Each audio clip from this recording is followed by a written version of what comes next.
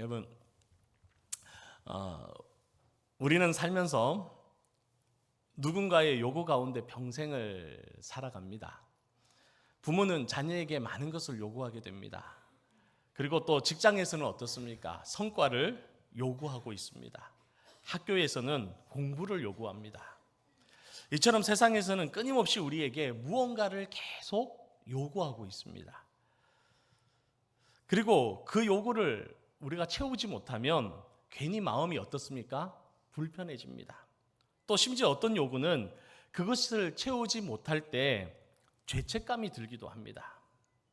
그러면 그 요구들을 다 채우고 나면은 끝이 납니까? 아닙니다.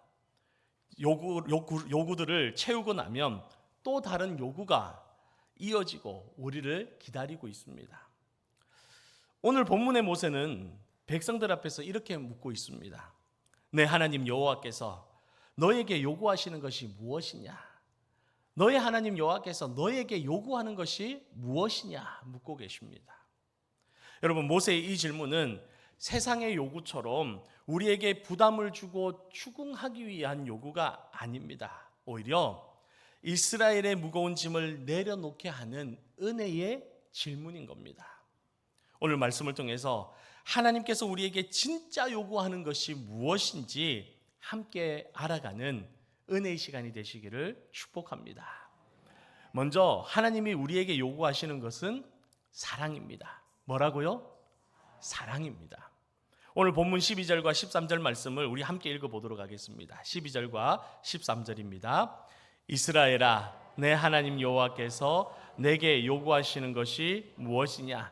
곧 내 하나님 여호와를 경외하여 그의 모든 도를 행하고 그를 사랑하며 마음을 다하고 뜻을 다하여 내 하나님 여호와를 섬기고 내가 오늘 내 행복을 위하여 내게 명하는 여호와의 명령과 규례를 지킬 것이 아니냐. 아멘. 여러분, 이 말씀을 보면 여호와를 경외하고 도를 행하고 그를 사랑하며 여호와를 섬기라 하는 네 가지 요구 사항이 있습니다. 이 요구들이 서로 다른 요구처럼 보이지만 그러나 원문의 흐름을 따라가다 보면 이 네 가지는 각각의 항목이 아니라 다른 항목이 아니라 하나의 뿌리에서 나오는 하나의 명령이라는 것을 볼 수 있습니다. 그리고 그 뿌리가 바로 뭐냐? 사랑이라는 것입니다. 그래서 신명기 6장 5절에서 하나님은 이미 너희는 마음을 다하고 뜻을 다하고 힘을 다하여 너의 하나님 여호와를 어떻게 하라고요? 사랑하라 라고 말씀을 하셨습니다. 그 말씀이 오늘 10장에서 다시 한번 반복되고 있는 겁니다. 그리고 13절에는 이 사랑의 명령이 우리에게 왜 주어지는지를 말씀하고 있어요. 왜 이 사랑의 명령을 우리에게 하시는지를 기록하고 있습니다. 13절 말씀을 보면 내가 오늘 너의 행복을 위하여 너에게 명하는 여호와의 명령과 규례를 지킬 것이 아니냐라고 말씀하고 있어요. 여러분, 이 명령과 규례를 주시는 이유가 무엇 때문이라고요? 너의 행복을 위해서라고 말씀하고 계십니다. 너의 행복을 위하여 이 한마디가 오늘 본문 전체를 여는 열쇠가 되는 것입니다. 여러분, 하나님은 세상의 왕들과 달리 무엇인가 부족해서 채우기 위해서 우리에게 요구하시는 것이 아닙니다. 여러분, 14절 말씀을 보면 하늘과 모든 하늘의 하늘과 땅과 그 위의 만물은 본래 내 하나님 여호와께 속한 것이다 라고 말씀하고 있어요. 여러분, 다시 말해서 이 말은 하늘과 땅과 모든 우주 만물이 다 누구의 것이라는 겁니까? 하나님의 것이라는 겁니다. 그렇기 때문에 모든 것이 하나님의 것이기 때문에 사실 하나님은 부족한 것이 전혀 없으신 분이에요. 오히려 부족한 쪽은 누굽니까? 우리입니다. 하나님이 아니라 우리가 부족한 겁니다. 여러분, 사무엘상 15장에 보면 사울왕은 아말렉을 진멸하라는 하나님의 명령을 받습니다. 그런데 사울은 그 전쟁에서 이길 때에 아가관과 가장 좋은 양과 소를 진멸하지 않고 남겨둡니다. 그리고 사무엘 앞에서 변명하기를 뭐라고 변명하느냐? 백성이 그 양과 소의 좋은 것을 남긴 것은 여호와 하나님 여호와께 제사하려 함이니이다라고 변명을 해요. 제사 드리기 위해서입니다라고 하는 거예요. 여러분 겉으로 보면 어떻습니까? 종교적인 이유입니다. 생각이 깊은 것처럼 보입니다. 그러나 사무엘은 뭐라고 얘기합니까? 다시 말하면 하나님은 뭐라고 말씀하십니까? 여호와께서 번제와 다른 제사를 그의 목소리를 청종하는 것을 조함같이 좋아하시겠나이까? 여러분 이 말이 뭡니까? 당신 말하는 번제와 그 다른 제사를 드린다고 한들 하나님께서는 하나님의 목소리를 청종하는 것만큼 그것을 좋아하시겠습니까? 그러면서 순종이 제사보다 낫고 듣는 것이 수장의 기름보다 나으니이다 라고 얘기를 해요. 여러분 사울의 문제는 명령을 아예 어긴 것이 아니었습니다. 문제는 사랑에서 우러난 순종이 아니라 형식적인 순종이었고 자기 유익을 계산한 자기 중심의 순종이었다라는 거예요. 여러분 또 누가복음 10장을 보면 마르다와 마리아 두 자매의 이야기가 있습니다. 우리가 잘 알다시피 마르다는 예수님을 대접하려고 어떻게 합니까? 분주하게 다니면서 일을 합니다. 근데 반면 그의 동생 마리아는 어떻어요? 예수님의 발치에 앉아서 예수님을 바라보며 예수님 말씀만 듣고 있는 거예요. 그러니 마르다가 참다가 불평을 터뜨렸어요. 그러자 예수님이 뭐라고 말씀하십니까? 마르다야 네가 많은 일로 염려하고 근심하나 몇 가지만 하든지 혹은 한 가지만으로도 족하니라. 마리아는 이 좋은 편을 택했으니 빼앗기지 않을 것이다 라고 말합니다. 여러분 마르다가 그러면 분주하게 막 일하면서 주님을 섬긴 것이 잘못된 겁니까? 아닙니다. 그것이 잘못됐다는 게 아니에요. 그러나 마리아처럼 사랑으로 주님을 바라보는 것이 먼저 되어야 한다는 것입니다. 일이 앞서고 사랑이 뒤로 밀리면 신앙은 어느새 분주한 의무가 되는 겁니다. 사랑 없이 규정만 지키는 행위는 겉으로 아무리 좋아 보이고 옳아 보여도 결국 메마르게 되어 있다는 거예요. 오래 갈 수가 없는 겁니다. 여러분은 어떻습니까? 하나님 앞에 사랑이 먼저십니까? 아니면 의무가 먼저이십니까? 여러분 오늘 여러분에게 신앙생활은 무엇으로 다가오고 있습니까?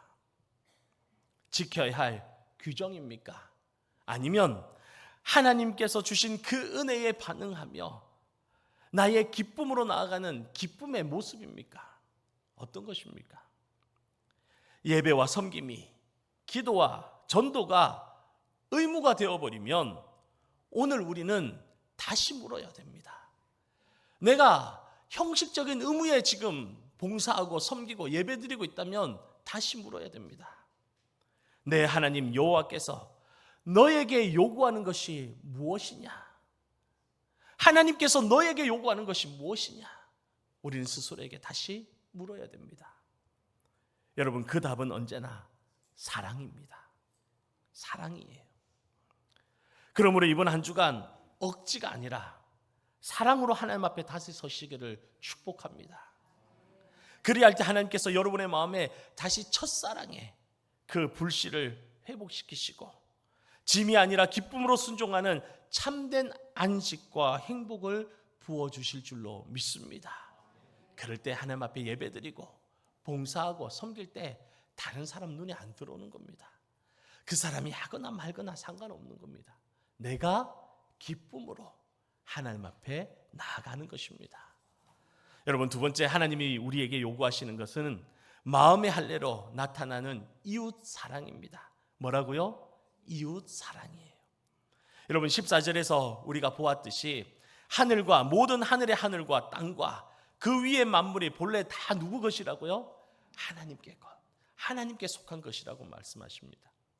그런데 하나님은 그 광대한 소유 가운데서 굳이 누구를 기뻐하시고 사랑하셨느냐?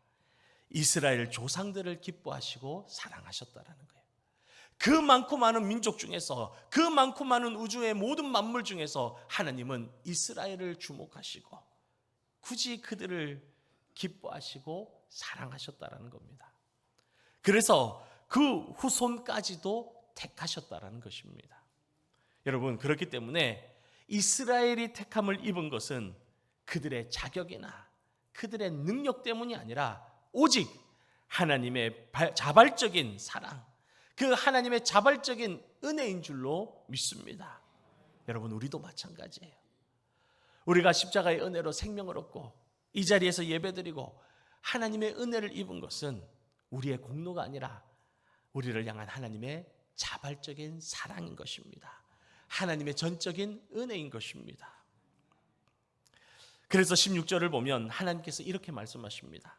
그러므로 너희는 마음에 할례를 행하고 다시는 목을 곧게 하지 말라. 여러분, 이 말씀이 뭡니까?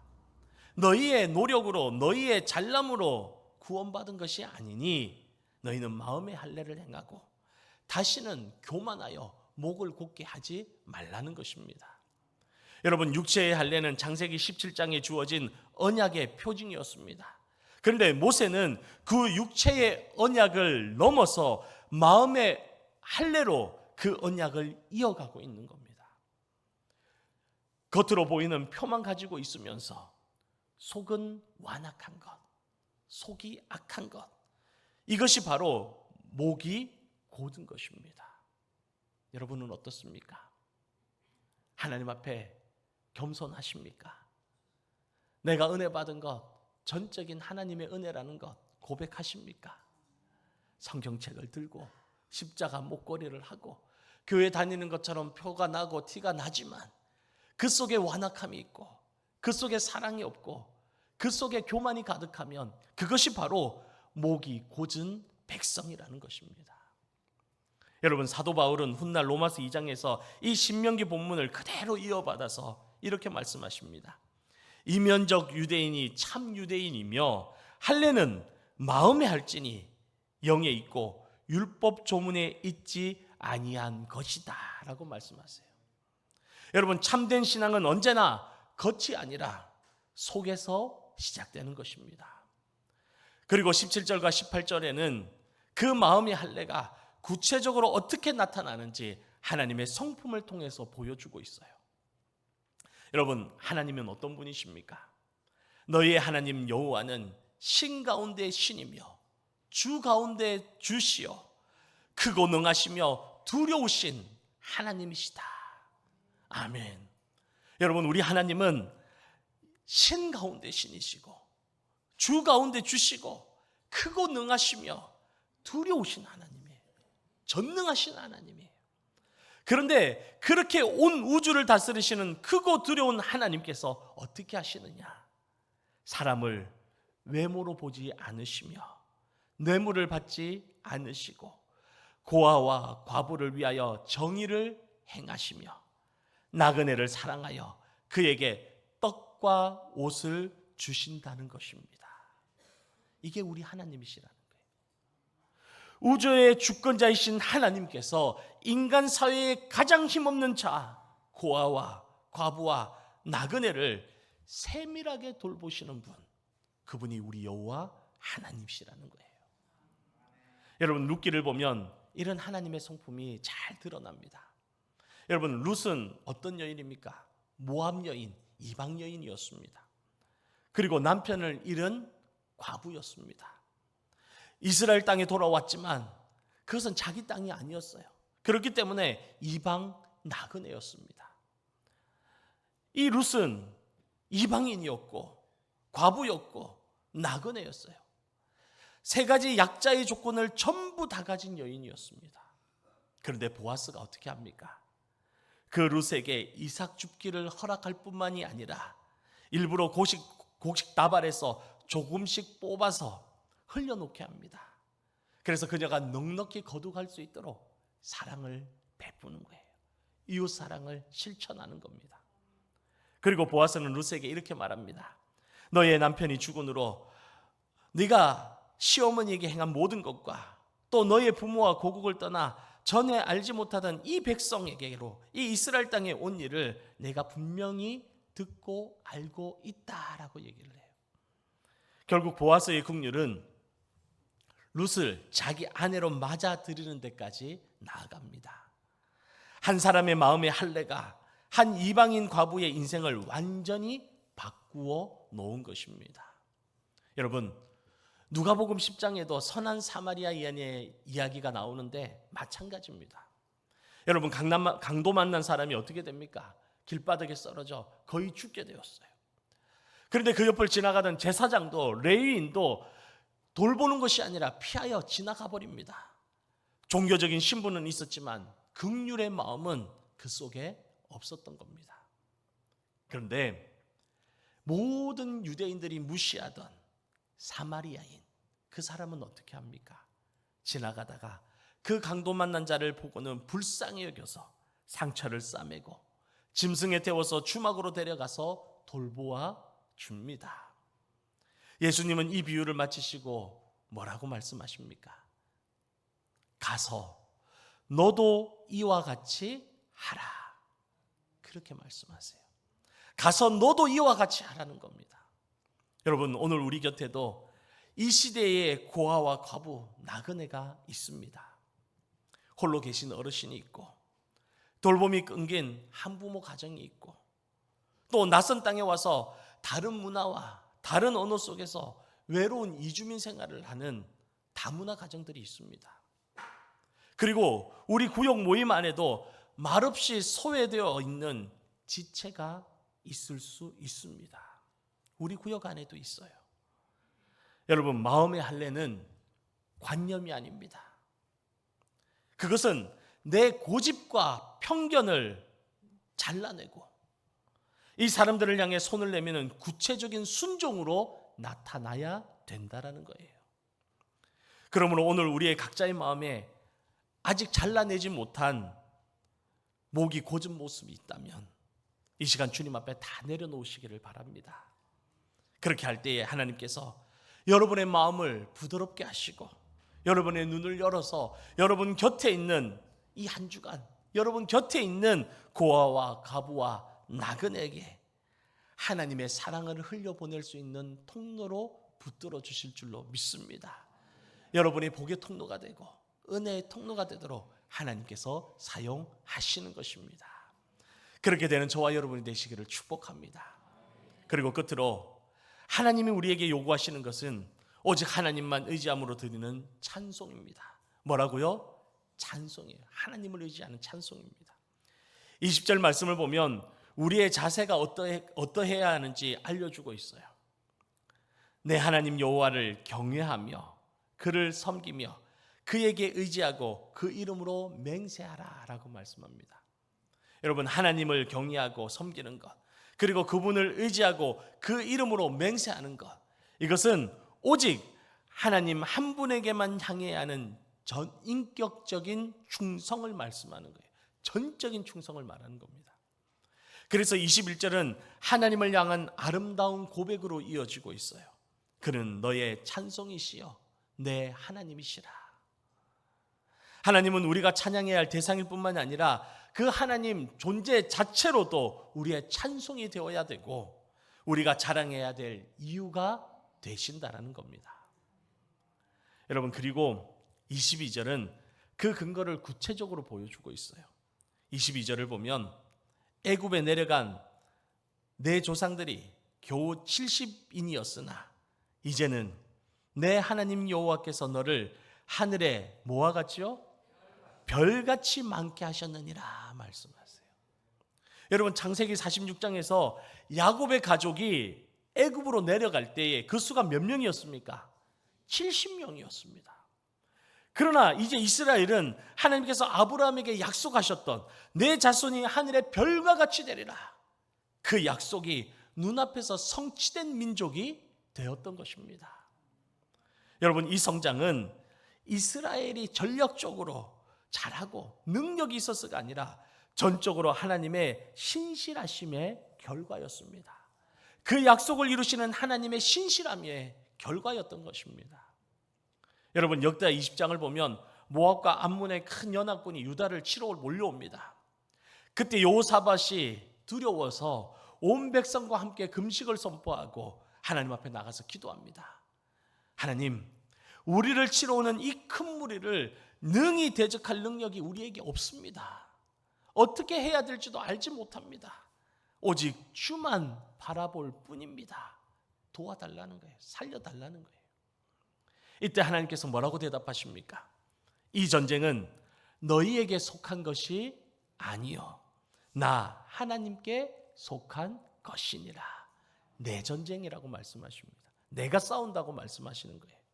여러분, 여호사밧은 그 하나님의 말씀을 듣고는 군대가 아니라 찬양대를 맨 앞에 세우고 나아갑니다. 하나님을 찬양하는 찬양대가 선봉에 서서 나아갑니다. 그러자 대적들이 어떻게 됩니까? 서로를 치면서 자멸했고, 이 유다 백성은 마치 큰 전쟁의 승리를 거두어 전리품을 거두는데 3일 동안 전리품을 거두어 들였다고 기록하고 있어요. 여러분, 기드온도 마찬가지입니다. 미디안과의 전쟁에서 기드온이 하나님의 말씀을 순종하여 300명만 데리고 나아갑니다. 그때 나팔과 항아리와 횃불만 들고 나아갔으나 거대한 미디안 진영이 어떻게 됩니까? 완전히 무너졌습니다. 여러분, 승리의 비결은 병력의 숫자가 아니라 오직 하나님을 의지하는 것이었습니다. 하나님이 함께 하실 때 가능했습니다. 여러분, 지금 여러분의 삶에서 여러분의 가정과 직장과 우리 교회에서 지금 초라하고 보잘것없이 보이는 것을 시작하고 있습니까? 새로운 도전을 꿈꾸시고 새로운 것을 시작하려고 할 때 그게 부끄럽고 초라해 보이십니까? 사람의 눈에는 미약해 보여도 하나님께 온전히 맡겨질 때 그것은 하늘의 별과 같이 번성하는 역사가 될 줄로 믿습니다.